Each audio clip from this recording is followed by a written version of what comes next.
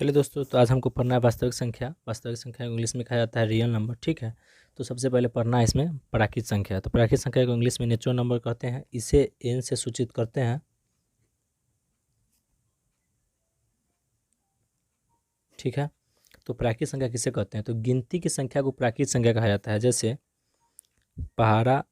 गिनती 1 से स्टार्ट होता है और आपको जहाँ तक पढ़ने का मन है वहाँ तक पढ़िए, वो सब क्या है? प्राकृत संख्या है, इन्फिनिटी तक। ठीक है, तो प्राकृत संख्या कोई पूछे कि किसे कहते हैं, तो प्राकृत संख्या गिनती की संख्या को प्राकृत संख्या कहते हैं। इसे एन से सूचित करते हैं और प्राकृत संख्या को इंग्लिश में नेचुरल नंबर कहते हैं। ठीक है, चलिए आगे देखते हैं हम लोग पूर्ण संख्या।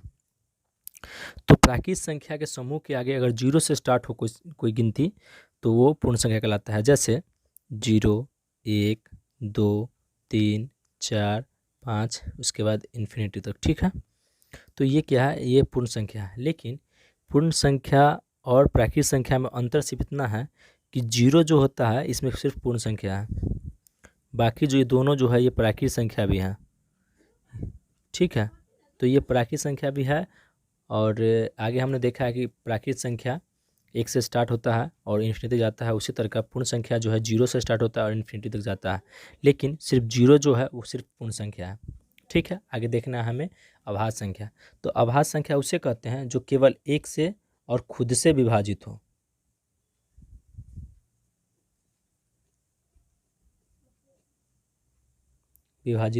उसे अभाज्य संख्या कहते हैं। जैसे 2, 3, 5, 7, 11, 13, 17, 23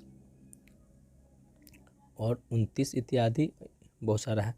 तो अगर इसमें से क्वेश्चन बनाया जाए तो सबसे छोटी अभाज्य संख्या होती है 2 और एकमात्र सम संख्या जो एक अभाज्य संख्या है। ठीक है, तो एकमात्र अगर सबसे छोटी अभाज्य संख्या पूछ दे या एकमात्र सम संख्या जो अभाज्य संख्या वो पूछ दे तो वो 2 कहलाएगा। ठीक है, सबसे छोटी अगर विषम अभाज्य संख्या पूछे तो वो 3 है।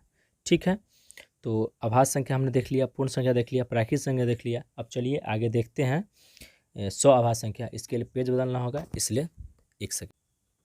ठीक है दोस्तों, तो आगे पढ़ना है हम लोग को 100 अभाज्य संख्या। तो वैसी दो प्राकृत संख्या जिसका मौसा 1 निकले उसे 100 अभाज्य संख्या कहते हैं। जैसे 9 और 16, 9 और 16 का मौसा निकालेंगे तो उसका मौसा 1 आएगा। देख लेते हैं 9, 7, 16।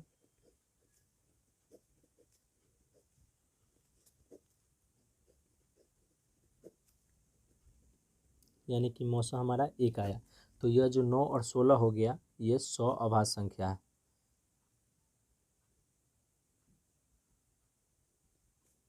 ठीक है, तो ये मौसा 1 आने पर 100 अभाज्य संख्या कहलाती है। ठीक है, आगे देखना है हमें पूर्णांक संख्या। तो पूर्णांक संख्या में 2 चीज़ देखना है हमें, एक है धनात्मक और दूसरा है ऋणात्मक। तो धनात्मक धनात्मक संख्या किसे कहते हैं? तो धनात्मक देख के ही हम लोग समझ जाएंगे धन यानी कि प्लस। तो वैसी संख्या जो प्लस में हो उसे धनात्मक संख्या कहते हैं। जैसे 1, 2, 3, 4, 5 इन्फिनिटी। ठीक है, ऋणात्मक संख्या तो वैसी संख्या जो कर्ज में डूबी हो, जैसे जिसमें माइनस लगा हो, -1, -2, -3, -4, -5 इन्फिनिटी, ये सब क्या है? तो ये ऋणात्मक संख्या। अब आपके मन में आ रहा होगा कि ठीक है प्लस माइनस तो हम देख लिए, लेकिन जीरो क्या है? तो जीरो जो है वो न धनात्मक है और न ऋणात्मक है। जीरो जो है वो पूर्ण संख्या है। तो जीरो जो क्या है? पूर्ण संख्या है। ये तो आगे हम लोग देख चुके हैं कि यह पूर्ण संख्या है और ये न धनात्मक है और ना ही ऋणात्मक है। ठीक है, तो जीरो क्या है? तो न धनात्मक है और ना ऋणात्मक है। उसके आगे हमें पढ़ना है परिमेय संख्या। ठीक है, देख लेते हैं वो भी एक साथ। तो परिमेय संख्या किसे कहते हैं? तो वैसी संख्या जिसे P/Q के रूप में हम लिख सकते हैं। ठीक है, P/Q के रूप में लिख सकते हैं,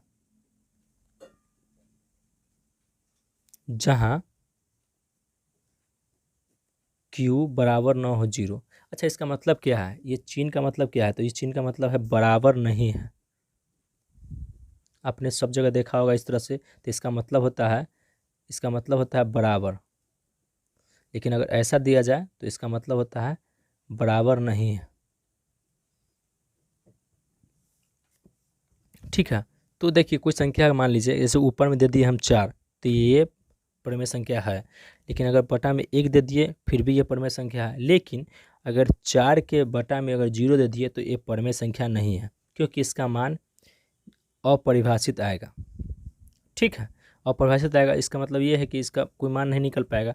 ऊपर में अगर 0 है और नीचे में 4 है तो ये परमेय संख्या है, क्योंकि इसको भाग देंगे तो ये 0 आएगा, और 0 क्या है, एक परमेय संख्या है। ठीक है, लेकिन वही अगर बटा में अगर 0 रहे, जैसे 6/0 रहे, तो ये क्या हो जाएगा, ये परमेय संख्या नहीं है। इतना बात समझ में आ गया कि परमेय संख्या किसे कहते हैं। अब देखिए आगे देखेंगे हमें अपरमेय संख्या। तो अपरमेय संख्या के लिए चलिए लिख लेते हैं पहले। चलिए अपरमेय संख्या,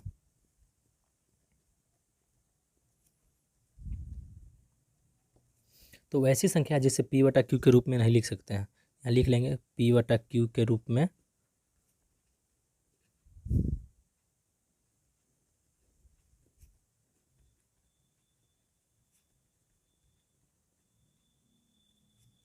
ठीक है, तो और जिसमें रूट लगा हुआ हो, तो सबसे पहले देख लेंगे जैसे √2, √3, √6, √5, ये सब क्या है, ये अपरमेय संख्या है।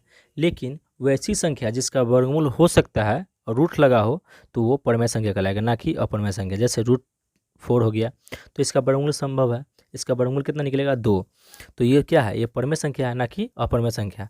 कुछ लोग रूट जिसमें लगा रहता है वो सब परमेय संख्या मान लेते हैं, लेकिन नहीं, ऐसा नहीं हो सकता, क्योंकि जिसका वर्गमूल निश्चित संभव है कि वर्गमूल होगा तो क्या कहलाएगा, वो परमेय संख्या कहलाएगा। ठीक है, चलिए तो हमारा वीडियो आज यहीं पे ख़त्म होता है, और फिर आगे बनाया जाएगा वीडियो।